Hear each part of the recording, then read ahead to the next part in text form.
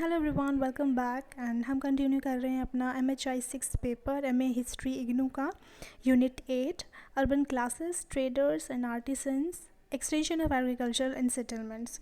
सो देखेंगे हम इस चैप्टर में क्या पढ़ना है। स्टार्ट करते हैं क्वेश्चन से।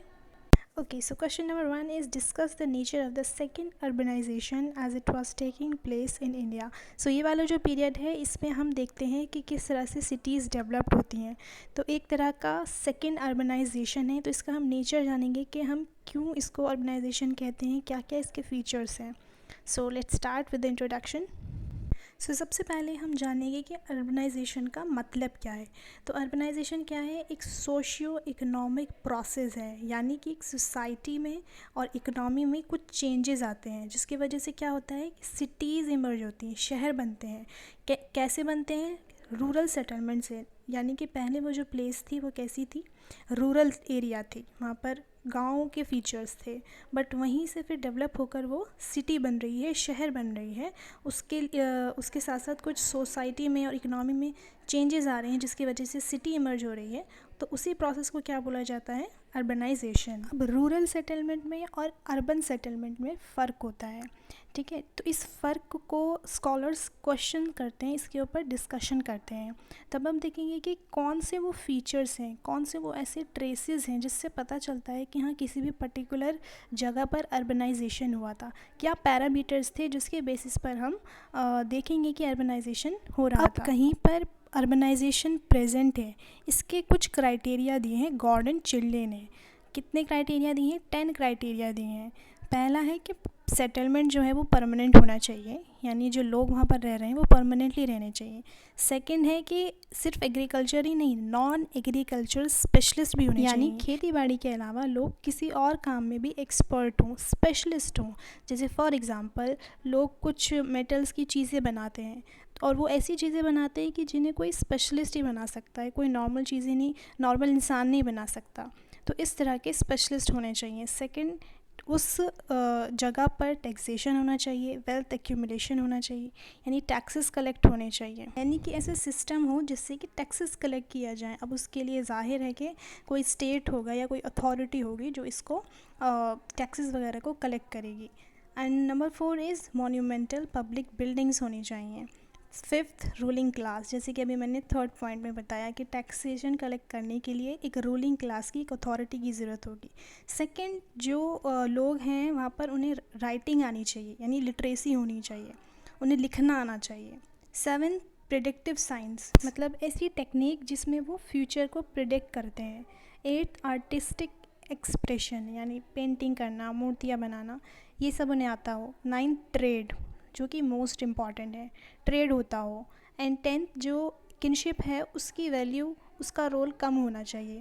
जैसा कि हमने पिछले चैप्टर में पढ़ा था कि जहाँ स्टेट होता है वहाँ पर किनशिप का, यानी ब्लड रिलेशन का रोल कम हो जाता है। जो अदर कम्युनिटीज़ के लोग होते हैं उनको भी इनकॉर्पोरेट करना पड़ता है। सो ये 10 क्राइटेरिया हैं जो हमें गॉर्डन ने दी हैं, जिससे हमें पता चलता है कि कहाँ पर अर्बनाइजेशन एग्जिस्ट करता है। तो हम बात कर रहे हैं सेकंड फेज़ ऑफ अर्बनाइजेशन की, but first phase of urbanisation कौन सा था? तो इंडिया में फर्स्ट फेज़ ऑफ अर्बनाइजेशन था हड़प्पन सिविलाइजेशन वाला पीरियड, जो कि 3rd million to 2nd million BC तक रहा है। और सेकेंड अर्बनाइजेशन कौन सा है? ये आयरन एज वाला, जिसमें मगधा, जो 16 महाजनपदास होते हैं, और मगधा जो है वो इम्पॉर्टेंट सेंटर हमें देखने को मिलता है। सो टर्क्स के आने से पहले, यानी मुस्लिम रूल के आने से पहले, हमें इंडिया में 3 अर्बनाइजेशन देखने को मिलते हैं। जो फर्स्ट हड़प्पन सिविलाइजेशन, जिसमें बहुत सारे town, cities, Mohenjodaro. Second, iron age, जिसमें हमें अगेन बहुत सारे सेंटर्स देखने को मिलते हैं। एंड थर्ड जो है वो है आपका अर्ली मेडिवल पीरियड, जो कि है 800 AD से 1200 AD तक। तो 3 अर्बनाइजेशन है। सो गॉर्डन ने जो हमें पॉइंट्स दिए हैं जिससे अर्बनाइजेशन के होने का पता चलता है, तो अगर हम 600 BC से 400 AD के पीरियड की बात करें तो उस पीरियड में हमें बहुत सारे वो पॉइंट्स देखने को मिलते हैं, तो जिससे हमें पता चलता है कि वहाँ पर भी अर्बनाइजेशन था। तो काफ़ी सारे क्राइटेरिया जो है वो फुलफ़िल होता है, जैसे कि बहुत सारे अर्बन सेंटर्स हमें देखने को मिलते हैं, permanent settlement with dense population, dense population मतलब कि 1 स्क्वायर किलोमीटर एरिया पर बहुत सारे लोग रह रहे हैं। डेंस मतलब काफ़ी सारे लोग एक ही एरिया पर रह रहे हैं। साथ ही हमें ब्राह्मी स्क्रिप्ट देखने को मिलती है, यानी कि लिटरेसी है वहाँ पर, पीपल वर एजुकेटेड। दूसरा हमें फीचर क्या दिखता है कि बुद्धिज़्म और जैनिज़्म स्प्रेड होता है। उसके जो आइडियाज़ होते हैं वो क्या करते हैं कि जो उस टाइम पर जो कास्ट सिस्टम था, जो ब्राह्मण्स का जो डोमिनेंस था, जो रिचुअल्स हुआ करते थे, उनको वो क्रिटिसाइज़ करते हैं। और इसकी वजह से क्या हो जाता है कि जो एक सोशल हायरार्की थी, लोग जो कास्ट सिस्टम में डिवाइडेड थे और जो लोग सबसे नीचे आते थे, वो लोग अब इनके सपोर्टर बन जाते हैं, यानी इनको फेवर करते हैं। अनदर क्रूशियल फीचर होता है लॉन्ग डिस्टेंस ट्रेड।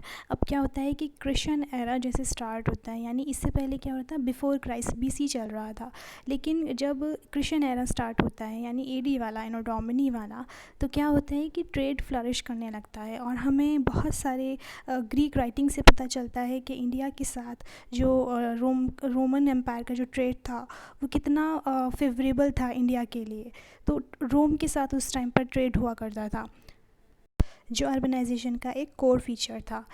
अब अनदर फीचर हमें देखने को मिलता है वो था ट्रांसफॉर्मेशन इन चतुर्वर्णा सिस्टम, यानी कि जो फोर फोल्डेड वर्णा सिस्टम था, जो 4 कैटेगरीज़ थी, उसमें हमें कुछ चेंजेस देखने को मिलते हैं। जो कैटेगरीज़ थी ना, अब उनका जो दायरा था वो बढ़ गया था। जैसे ट्रेडर्स थे, अब उनकी पोजीशन बढ़ गई थी। उस टाइम पर ट्रेड जो था वो बहुत ज़्यादा डेवलप हुआ, और क्योंकि ट्रेड डेवलप हो रहा था तो मर्चेंट्स जो थे वो भी वेल्दी हो रहे थे। तो वेल्दी होने की वजह से उनकी जो सोसाइटी में जो पोजीशन थी ना, वो भी ऊपर आने लगती है। और साथ ही उनका मर्चेंट्स का और मोनेस्ट्रीज़ का, यानी जो बुद्धिस्ट मोनेस्ट्रीज़ थी, वो बुद्धिस्ट जो थे वो उन मर्चेंट्स को सपोर्ट करते थे, तो इसलिए उनका साथ में एक कॉपरेशन चलता है, एक अलाइंस चलता है, जिसमें क्या होता था कि मर्चेंट्स जो हैं वो बुद्धिस्ट मोनेस्ट्रीज़ बनाने में, मोनेस्ट्रीज़ क्या होती थी, वो रिलीजियस प्लेस होती थी जहाँ पर बुद्धिस्ट रहा करते थे, तो उनको बनाने में, उनको इस्टेब्लिश करने में मर्चेंट्स जो है वो हेल्प किया करते थे। और बुद्धिस्ट क्या किया करते थे, वो उन मर्चेंट्स को सपोर्ट करते थे, क्योंकि मर्चेंट्स की कास्ट सिस्टम में पोजीशन तो नीचे होती थी। बट इस तरह से हमें ट्रेडर्स फ्लरिश करते हुए नज़र आते हैं इस पीरियड में। अब ट्रेडर्स के साथ साथ एक दूसरी कैटेगरी भी थी जिनकी इंपॉर्टेंस बढ़ रही थी, और वो कौन थे, पेजेंट्स थे। पेजेंट्स की भी जो थी, अब हमें पता है पेजेंट्स ट्रेडर्स जो थे वो वैश्या कैटेगरी में आते थे। बट इस टाइम पीरियड में इन चेंजेस के आने के बाद क्या होता है, इनकी वैल्यू भी सोशल हायरार्की में ऊपर आने लगती है। लोग अपनी कास्ट तो चेंज नहीं कर सकते थे क्योंकि कास्ट सिस्टम बहुत रिजिड था, बट अपनी कास्ट को ना सोशल हायरार्की में ऊपर ला सकते थे, यानी कि उनकी वैल्यू बढ़ सकती थी। जैसे मैंने एग्जांपल भी दिया था कि जो नंदा डायनेस्टी थी वो शूद्रा ही पीपल थे, बट क्योंकि वो रूलर बन गए तो वी कैन से कि उनकी जो इम्पोर्टेंस थी, वो वैल्यू जो थी वो बढ़ रही थी, जबकि वो कास्ट चेंज नहीं कर सकते, बट उनकी जो वैल्यू है वो बढ़ सकती है। तो ये तो नेचर था सेकेंड अर्बनाइजेशन का, जो इंडिया में हुआ 600 BC से लेकर 400 AD तक। अब हम आते हैं क्वेश्चन नंबर सेकंड पर। Question number second is examine the emergence of guilds in this period, what was their structure and organisation. तो जैसे हमने पढ़ा कि ट्रेडर्स की वैल्यू जो थी वो इस पीरियड में बढ़ गई थी, उनकी इंपॉर्टेंस बढ़ गई थी, तो वो कैसे राइज हुए और क्या उनका ऑर्गेनाइजेशन था, वो हमें पढ़ना है। अर्बनाइजेशन के आने से एक कम्युनिटी थी जो बहुत ज़्यादा स्ट्रॉन्ग बन गई, और वो थी ट्रेडर्स और आर्टिसंस की। तो साउथ इंडिया के जो ट्रेडर्स थे वो बहुत ज़्यादा पॉलिटिकली पावरफुल थे, और वो अपने रीजन पर, अपने एरियाज़ पर डोमिनेट भी किया करते थे। और हमें कई जगह रेफरेंस भी मिलता है कि 18 गिल्ड्स ऑफ आर्टिसंस मिलते हैं। अब सबसे पहले जानेंगे कि गिल्ड्स होते क्या हैं। तो गिल्ड्स होती है एक तरह की ऑर्गेनाइजेशन। जैसे एग्जांपल अगर हम लें कि लेबर है, लेबर जो है वो अलग अलग काम कर रही है, बट अगर वही लेबर एक साथ मिलकर ग्रुप बना लें और अपने इस ग्रुप के लिए कुछ रूल्स सेट कर लें, जैसे कि हमें इतने रेट पर काम करना है और इतने टाइम पर ही करना है, तो उनके लिए ना वो एक स्ट्रेंथ बन जाएगी, यानी कि उन्हें कोई उनके रूल को कोई ब्रेक नहीं कर सकता और ना ही उनका कोई फ़ायदा उठा सकता। तो इसी तरह से गिल्ड होती है, ट्रेडर्स जो होते हैं वो मिलकर रूल बना लेते हैं, और वो ऐसे रूल होते हैं जो उनके लिए फ़ायदेमंद होते हैं, उनकी कम्युनिटी के लिए। तो अब इसी तरह के जो गिल्ड थे वो हमें इस टाइम पीरियड में देखने को मिलते हैं। अब रोमिला थापर जो एक हिस्टोरियन है, वो थ्री रीजंस बताती हैं जिसकी वजह से ये गिल्ड सिस्टम इस टाइम पर एग्जिस्ट करता था। सबसे पहला जो रीज़न था वो था लोकलाइजेशन ऑफ ऑक्यूपेशन, जिसका मतलब था कि एक पर्टिकुलर यानी फिक्स्ड एरिया पर वो ट्रेडिंग एक्टिविटी हुआ करेगी। सेकंड था कि इस प्रोफेशन का कैरेक्टर हेरिडिटरी होगा, यानी कि क्योंकि कास्ट सिस्टम था तो जो इस वाले प्रोफेशन में, इस वाली कैटेगरी में जो पैदा होगा, यानी अगर जो ट्रेडर है अगर उसका बेटा है तो वो भी ट्रेडर ही बनेगा। एंड थर्ड था कि हर एक गिल्ड का एक लीडर होगा जिसे सब एक्सेप्ट करेंगे। सो ये 3 रीज़न्स हैं जिसकी वजह से गिल्ड इमर्ज हुआ। इसके अलावा और भी रीज़न्स हो सकते हैं, जैसे हम देखते हैं कि मौर्यन पीरियड में जो ट्रेड था वो बढ़ रहा था। अब मौर्यन पीरियड में ये जगह थी मगध, जिसकी वजह से जो कि बहुत ज़्यादा इम्पॉर्टेंट हो रहा था, बहुत ज़्यादा डेवलप्ड करता जा रहा था, जिसके काफ़ी सारे फैक्टर्स थे, जिसमें से एक फैक्टर ये भी था कि वहाँ पर ट्रेड बहुत ज़्यादा हो रहा था। तो ट्रेड बढ़ने की वजह से भी ये था कि गिल्ड्स इमर्ज हो रहे थे। और सेकंड चीज़ जो थी वो ये थी कि जब ट्रेड बढ़ रहा था तो ट्रेडर्स में यानी मर्चेंट्स में कंपटीशन भी बढ़ रहा था। तो अपने आप को सिक्योर करने के लिए भी उन लोगों ने क्या किया, गिल्ड्स बना लिए। और गिल्ड बनाने से उन्हें फ़ायदा भी था, क्योंकि जो काम अकेले अकेले होगा और जो काम सब लोग मिलकर करेंगे वो इकोनॉमिकली ज़्यादा बेटर होगा, उसमें ज़्यादा प्रोडक्शन होगा। और साथ ही गिल्ड बनाने से क्या हुआ, एक तो उनकी सोसाइटी में वैल्यू हुई, उनका स्टेटस बढ़ गया, और दूसरा जब भी कभी हेल्प की ज़रूरत होती किसी भी पार्टनर की या किसी भी मेंबर की, तो वो उसको उस हेल्प को सीक कर सकते थे। अब आगे रोमिला थापर एक्सप्लेन करती हैं कि ये गिल्ड्स काम कैसे करते थे। तो डिस्ट्रीब्यूशन ऑफ वर्क कैसे होता था कि इनके ना हर एक टाउन में टाउन के अलग अलग पार्ट्स में श्रेणी हुआ करती थी। श्रेणी क्या होती है, कैटेगरी होती है। उनकी अलग अलग काम हुआ करते थे, उनकी अपनी ड्यूटीज़ होती थी, उनके अपने वर्क थे, और जिससे ये सब लोग आपस में मैनेजमेंट करके काम करते थे। और कभी कभी इन श्रेणीज़ में क्या होता था, लड़ाई झगड़े भी हो जाते थे, जिन्हें वो खुद से ही आपस में सॉल्व कर लिया करते थे। और इनके लिए रूल्स सेट होते थे, अगर कोई क्राइम करता था या किसी भी तरह का कोई रूल को ब्रेक करता था तो उसके लिए पनिशमेंट भी रखी जाती थी। जो लीडर होता तो उसको एज अ किंग देखा जाता था, जो कि उस क्रिमिनल को डिस्ट्रॉय कर सकता था। रोमिला थापर के अलावा और भी स्कॉलर्स हैं जिन्होंने अपने व्यू पॉइंट रखे हैं कि गिल्ड्स के इमर्ज होने के क्या रीज़न हो सकते हैं। तो जैसे आर्ग्यू किया गया है कि बुद्धिज़्म और जैनिज़्म भी एक रीज़न था, क्योंकि बुद्धिज़्म और जैनिज़्म जो था वो क्या प्रीच करता था, इगैलिटेरियनिज़्म प्रीच करता था, यानी कि सब लोग बराबर हैं। तो इसकी वजह से जो ट्रेडर्स थे ना, ब्राह्मणिज़्म को छोड़कर बुद्धिज़्म और जैनिज़्म की तरफ अट्रैक्ट हुए। तो पहली चीज़ तो ये थी कि बुद्धिज़्म में आने से उन्हें एक जो उनका सोशल स्टेटस था वो बढ़ गया। और सेकंड चीज़ ये थी कि जो ब्राह्मणिज़्म था ना, उसमें बहुत ज़्यादा एनिमल्स जो है वो सेक्रीफाइस होते थे, जबकि बुद्धिज़्म में इन सब यजनास को, इन सब सेक्रीफाइसेस को इम्पॉर्टेंस नहीं दी जाती थी। तो एक तरह से ट्रेडर्स का फ़ायदा था, तो उनका सोशल स्टेटस भी इंक्रीज़ हो रहा था, प्लस उनकी वेल्थ भी बढ़ रही थी। और ये ट्रेडर्स जो थे वो इतने ज़्यादा इनकी इम्पॉर्टेंस बढ़ने लगी, इतने ज़्यादा ये डेवलप्ड हुए कि यहाँ तक कि वो गिल्ड्स में फॉर्म हो गए। इसके अलावा यहाँ पर इंडिया के और यूरोप के गिल्ड्स को भी कंपेयर किया है कि इंडिया के जो गिल्ड्स थे वहाँ पर हेरिडिटरी नेचर था, बट यूरोपियन के जो गिल्ड्स थे वो इंडिविजुअल की चॉइस थी, यानी अपनी चॉइस से वो गिल्ड के मेंबर बन सकते थे। दूसरा इश्यू जिस पर स्कॉलर्स डिवाइडेड हैं वो ये है कि वैदिक पीरियड में वैदिक सोसाइटी में गिल्ड्स जो थे, गिल्ड सिस्टम एग्जिस्ट करता था या नहीं। तो अब स्कॉलर्स के अपने अपने इस पर व्यू पॉइंट हैं और इसी इश्यू पर वो डिवाइडेड हैं। कुछ कहते हैं कि हाँ भाई, वैदिक सोसाइटी जो थी वो एडवांस थी, जिससे गिल्ड्स के होने के चांसेस एग्जिस्ट करते हैं।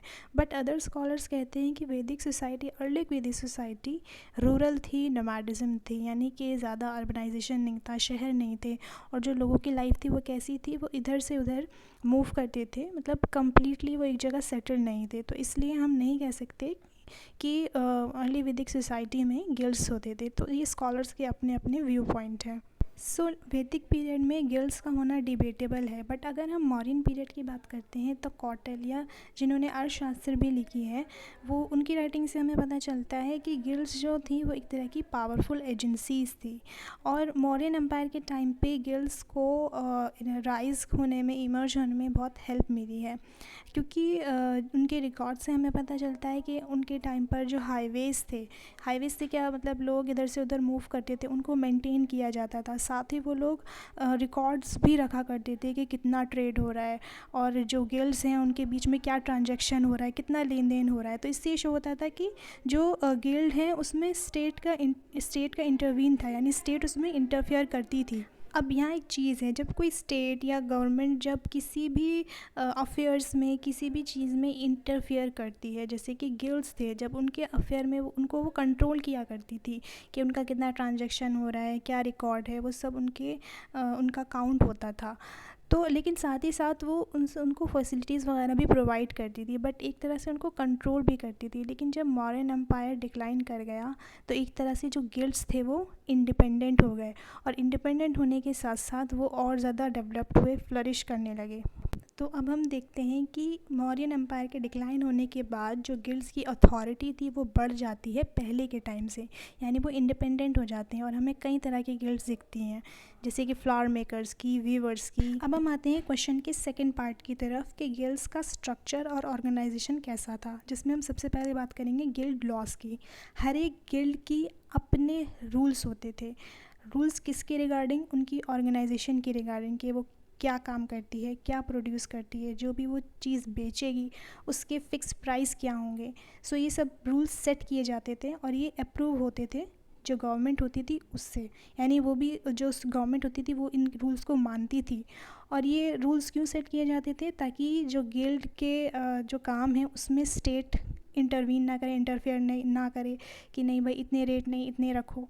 तो अपनी सेफ्टी के लिए ये रूल्स बनाए गए थे। तो इस तरह से स्टेट और जो गिल्ड के मेंबर हैं या गिल्ड का कोई लीडर होता होगा, दोनों मिलके एग्रीमेंट करते थे और आपस में कॉर्पोरेट करके इस चीज़ को चलाया करते थे कि उसका जो रिकॉर्ड है उसको मेंटेन किया जाता था, जो उसके लिए एक अलग से ऑफिशियल हुआ करता था। तो इस तरह से दोनों मिलके काम करते थे कि ताकि कोई भी प्रॉब्लम ना हो, उसको राइटिंग में भी लिखा जाता था। अब हम बात करेंगे गिल्ड के स्ट्रक्चर की, तो जिसमें सबसे पहले आती है जनरल असेंबली। तो असेंबली में जो भी जितने भी मेंबर्स होते थे गिल्ड के, वो जनरल असेंबली बनाते थे। अब इसमें कितने मेंबर होते थे? तो अगर इसकी राउंड फिगर की बात करें तो 100, 500, 1000 का हमें रेफरेंस मिला है अलग अलग गिल्ड्स के लिए। और एक जगह हमें रेफरेंस मिला है 1000 carpenters of Varanasi under 2 heads. तो शायद लार्ज नंबर है ये, इसलिए इसके लिए 2 हेड हुए होंगे। तो इस तरह से जनरल असेंबली कॉन्स्टिट्यूट होती थी। अब स्ट्रक्चर में सेकंड इम्पॉर्टेंट चीज़ आती है गिल्ड हेड। अब गिल्ड का एक हेड भी होता था जिसे जेठका कहा जाता था, और इसका क्या काम होता था? इसकी पावर होती थी किसके ऊपर? जितने भी गिल्ड्स के मेंबर हैं वो उनके ऊपर उसकी पावर होती थी, यानी वो जो भी कहेगा उन्हें उन सभी मेंबर्स को वो बात माननी पड़ेगी। जेठका के अलावा एक और टर्म थी सेठीज़, जो था मर्चेंट कम बैंकर, यानी मर्चेंट भी है वो और बैंकर भी है, यानी लोन वगैरह भी देता है। और वो मर्चेंट गिल्ड जो होता था उसको हेड करता था, उसका हेड हुआ करता था। गिल्ड हेड की इतनी पावर होती थी कि अगर किसी भी गिल्ड के मेंबर ने क्राइम किया है तो वो उसको पनिश भी कर सकता था। अब राइटिंग्स में ये चीज़ क्लियर नहीं है कि जो गिल्ड का हेड होता था उसको इलेक्ट किया जाता था या वो हेरिडिटी के बेस पर ही हेड बनता था, लेकिन ऐसा लगता है नॉर्मली जैसे जो हेडशिप थी वो सबसे बड़े बेटे को जाती होगी। गिल्ड हेड की बहुत सारी रिस्पॉन्सिबिलिटीज़ होती थी जिन्हें वो डे टू डे देखा करते थे। अब उनको असिस्ट करने के लिए एक और पोजीशन थी जो थी एग्जीक्यूटिव ऑफिसर्स की, इन्हें अपॉइंट किया जाता था। अब इनके जो नंबर थे, अब 1 थे या 2 थे, ये उनकी नीड के अकॉर्डिंग था, जितनी ज़रूरत होती थी उतना ज़्यादा उनको अपॉइंट किया जाता था।